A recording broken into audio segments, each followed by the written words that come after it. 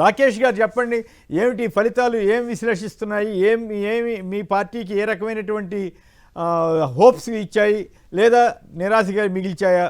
So Congress పార్టీకి రేవంత్ రెడ్డికి ఎదురులేని పరిస్థితి ఏర్పడిందా? Good morning sir. Good morning Srinivas గారు, కొమ్మినేని శ్రీనివాస్ గారు, మీకు అదే విధంగా పెద్దలు ప్రకాష్ రెడ్డి అన్నకు, మిత్రుడు చరణ్ కౌశిక్ యాదవ్ గారికి, సాక్షి టీవీ ప్రేక్షకులు. Sir, first of all voter మహాశయులకు, ఓటర్ దేవుళ్లకు అందరికి కూడా కృతజ్ఞతలు తెలియజేస్తున్నాం. మేము ఈరోజు ప్రతిపక్షంలో ఉన్నా కానీ అద్భుతమైనటువంటి విజయాన్ని మాకు అందించినటువంటి ఓటర్ మహాశయులకు అందరికి కూడా థ్యాంక్స్ చెప్తున్నాం సార్. అద్భుతమైన విజయమా సార్? మేము ప్రతిపక్షంలో ఉన్నామని చెప్పాను సార్.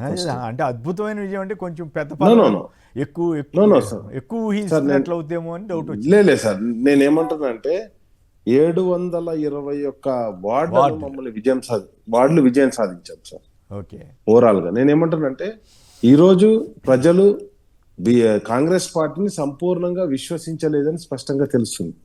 వాళ్ళు గెలిచిన 66 మున్సిపాలిటీలు మాత్రమే, మొత్తం 90% గెలవలే. 116కు నువ్వు 100 గెలవలే, 120 గెలవలే. మొదట్లో 90% గెలుస్తామని చెప్పినట్టున్నారు కదా? Exactly sir. ఓకే, ఎందుకంటే ప్రజలు వాళ్ళని విశ్వసించలే. అది ఇప్పుడు మనం చూసాం. ఎందుకంటే ఈరోజు మేము ఎందుకు విజయం సాధించామంటున్నామంటే, ఎంత ఒత్తిళ్లు ఉన్నా కానీ కంప్లీట్ గా మంత్రులు ఇన్వాల్వ్ అయ్యి టీఎన్జిఓ నాయకులకు ఫోన్లు చేసి డైరెక్ట్ గా టెలికాన్ఫరెన్స్లు పెట్టేసి వాళ్ళందరినీ భయపెట్టించి, భయభ్రాంతులకు గురి చేసి, బెదిరించి, వాళ్ళ దగ్గర ఉన్న అధికార అంగ బలాన్ని మొత్తం కూడా వాడి ఎక్కడికక్కడ 2 ఓట్లు 5 ఓట్లు విజయం సాధించినటువంటి అభ్యర్థులందరినీ కూడా ఓట్లు గల్లత్తు చేసి కంప్లీట్ గా, అంటే నేనేమంటే ఒక భయానకమైన స్థితికి తీసుకెళ్లి వీళ్ళు గెలిచినామని ప్రకటించుకుంటున్నారు సార్. కాబట్టి నేనేమంటున్నా అంటే, నిజంగా కూడా గెలిచారా గెలవలేదో కాంగ్రెస్ పార్టీకి తెలుసు, వాళ్ళు గెలవలేదు. కాబట్టి ఈరోజు ఏమంటున్నారు, మేము విజయం సాధించామని చెప్పుకోవడానికి ప్రయత్నం చేస్తాం సార్. 38 అంటే మున్సిపాలిటీల్లో హంగ్ వచ్చింది సార్. అవును, నేను ఏమంటున్నా అంటే, దాంట్లో మీరు హంగ్ వచ్చిందంటేనే అంటే సంపూర్ణ విజయం సాధించలేదు. అండ్ నెక్స్ట్ వచ్చేసి చాలా మటుకు ఎక్కడ కూడా వాళ్ళకి అభ్యర్థులు లేని దగ్గర కంప్లీట్ గా, అంటే ఎక్కడెక్కడైతే బలమైనటువంటి బీఆర్ఎస్ పార్టీలో ఉన్నటువంటి అభ్యర్థులందరినీ పిలుచుకొని వాళ్ళకి టికెట్ ఇవ్వడం, ప్రలోభాల గురించి ఇవన్నీ చేయడం జరిగింది. సరే, ఇక రాజకీయాల్లో ఇవన్నీ సర్వసాధారణం అని చెప్పే విషయాలు వేరే ఉంటాయి. కానీ ఇక్కడ జరిగింది ఏంటంటే, ఎలక్షన్లకు బిఫోర్ 90% గెలుస్తామని చెప్పుకున్నటువంటి కాంగ్రెస్ పార్టీ కంప్లీట్ గా విఫలమైందని చెప్పేసి ఇక్కడ స్పష్టంగా కనిపిస్తుంది. అండ్ నెక్స్ట్ వచ్చేసి జనరల్ గా కూడా ఎప్పుడు కానీ అంటే local body elections, Prakash Reddy గారు చాలాసార్లు చెప్తుంటారు, లోకల్ బాడీ ఎలక్షన్లలో అధికారంలో ఎవరైతే ఉంటారో వాళ్ళకి ఎడ్జ్ ఉంటుంది, వాళ్ళు గెలవడానికి ఆస్కారం ఉంటుంది. ఎందుకంటే ఇంకా 3 సంవత్సరాల దాకా మేము ఎట్లయినా అధికారంలోకి రాము. 3 సంవత్సరాల తర్వాతనే కదా సార్ ఎలక్షన్లు జరిగింది. కానీ మమ్మల్ని ఆశీర్వదించారంటే అది మాకు విజయాన్ని అందించినట్టే కదా. అండ్ నెక్స్ట్ వచ్చేసి నేనేమంటున్నా అంటే, గతంలో మేము గెలిచినప్పుడు, అంటే మేము ఏదైతే 120 మున్సిపాలిటీలు ఉన్నప్పుడు మేము గెలిచినప్పుడు, ఆ రోజు మేము 93% గెలిచాం సార్. మొత్తం ప్రతిపక్షాలు కలిసి 3-4 కూడా గెలవలేకపోయాయి. మొత్తం కలిసి గెలిచినటువంటి ప్రతిపక్షాలు అన్ని కలిసి 8 మున్సిపాలిటీలు ఏమో గెలిచినట్టున్నాయి. కానీ ఈ రోజు మేము 13 మున్సిపాలిటీలు ఇండివిజువల్ గా మేము హ్యాండ్ ఓవర్ చేసుకున్నాం. మిగతా వాటిలలో డిసైడింగ్ ఫ్యాక్టర్ అయ్యాం. కాబట్టి ప్రజలు మాకు ఒక తీర్పునివ్వడం జరిగింది. మీరు ప్రజల పక్షాన పోరాటం చేయండి, ప్రతిపక్షంగా ఉండి అని చెప్పేసి మమ్మల్ని ఆశీర్వదించారని చెప్పేసి నిన్న మా వర్కింగ్ ప్రెసిడెంట్ కేటీఆర్ గారు స్పష్టంగా చెప్పడం జరిగింది సార్. ఇంకొక అంశం ఏంటంటే, ఇక్కడ నిన్న ఇవాళ మొత్తం ఒక పని పెట్టుకున్నారు, ఏది ఒక ఎల్లో మీడియా. ఎందుకు ఎల్లో మీడియా అని ఎందుకు అంటున్నానంటే అది కూడా చెప్తాను సార్. అక్కడ గురువు గారిని పొగడడం, ఇక్కడ శిష్యురు గారిని పొగడడం. సార్ నేనేమంటున్నా అంటే, కాదు సార్, ఎలక్షన్ కమిషన్ ఇచ్చినటువంటి డేటాను కూడా తప్పుగా ప్రచురిస్తున్నారు సార్ వాళ్ళు.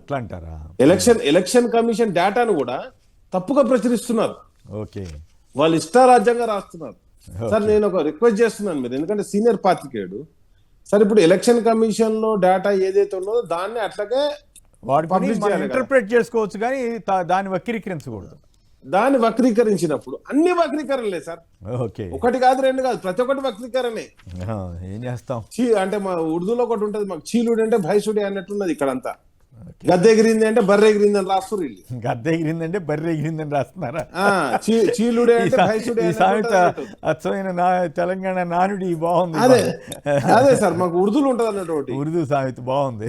ఉర్దూ సామెత సార్. అట్లా వీళ్ళు ఏం చేస్తున్నారంటే మొత్తానికి మొత్తం ఏం జరగకపోయినదో జరిగిపోయింది. అట్లా కాదుగా. ఒక్కలాంటిగా పోయి ఇప్పుడు రేవంత్ రెడ్డి గారు ఆయన కూడా హర్షం ప్రకటించారు, నా బాధ్యత పెరిగిందన్నారు. మరి కాంగ్రెస్ కి కాస్త ఊపొచ్చే వ్యవహారమే కదా ఇప్పుడు. ఇంకేముంది, సార్, రేవంత్ పని అయిపోయిందని అన్ఫా- కొంతమంది ప్రచారం చేసేదానికి ఇక ఆయన ఇది చెక్ పెట్టగలిగాడు కదా. Good morning. లేదు సార్, అన్ఫార్చునేట్లీ మాకు ఏమైతుందో తెలుసా సార్, ఇక్కడ ఉన్నటువంటి కంప్లీట్ హలో మాట్లాడండి, కంప్లీట్ చేయండి. అయితే అన్ఫార్చునేట్లీ మాకు ఏమైందంటే ఎన్ఆర్ఐలు ఉంటారు కదా sir, non residence of India లెక్క. ఓకే. మాకు ఎన్ఆర్టీ ఉన్నాడు సార్ మాకు ఇక్కడ, నాన్ రెసిడెన్స్ ఆఫ్ తెలంగాణ. మా ముఖ్యమంత్రి నాన్ రెసిడెన్స్ ఆఫ్ తెలంగాణ ముఖ్యమంత్రి ఏంటంటే ఆయన కంప్లీట్ గా తెలంగాణలో ఉన్నాడు. ఇప్పటికి 67 సార్లు ఢిల్లీకి పోయింది సార్. ఈ రోజుకు 201 రోజులు ఢిల్లీలో గడిపింది సార్. అది అది పోగా ఆ పంచాయతీలో మళ్ళీ కాదు సార్, ఒకటే మాట చెప్తా. చరణ్ గారు మాట్లాడాల్సి ముందు ప్రకాష్ రెడ్డి గారు కూడా మాట్లాడారు. ఎన్ఆర్టీ గురించి చెప్పనివ్వండి సార్, ఒకటే మాట ఎన్ఆర్టీ గురించి చెప్పేస్తా. నాన్ రెసిడెన్సీ ఆఫ్ తెలంగాణ, ఎందుకంటే నువ్వు 201 రోజులు ఈ రోజుకు ఢిల్లీలో గడిపిండు అంటే నేను ఎక్కువ లెక్కేస్తలేను. పోయేది ఒక రోజు, వచ్చేది ఒక రోజు, మధ్యలో ఒక రోజు, 3 రోజులతో లెక్కేస్తున్నా సార్. 67 × 3 అండ్ నెక్స్ట్ వచ్చేసి 201 రోజులు. ఈ భూంగా 10 దేశాలు తిరిగింది సార్. జపాన్ వేయండు, దుబాయ్ వేయండు, అమెరికా వేయండు, 3 సార్లు దావోస్ వేయండు. ఇట్లా లెక్కేసుకుంటే 100 రోజులు సార్. రైట్. 300 రోజులు అయిపోయినాయి సార్. ఇంకో 50 రోజులు బీహార్ ఎలక్షన్ అని, ఢిల్లీ ఎలక్షన్ అని, పంజాబ్ ఎలక్షన్, వాయనాడు ఎలక్షన్. అది కాదు, సంవత్సరం రోజులు మా రాష్ట్రంలో లేదు సార్. అది ఇప్పుడు చర్చనీయాంశం కాదు. రైట్.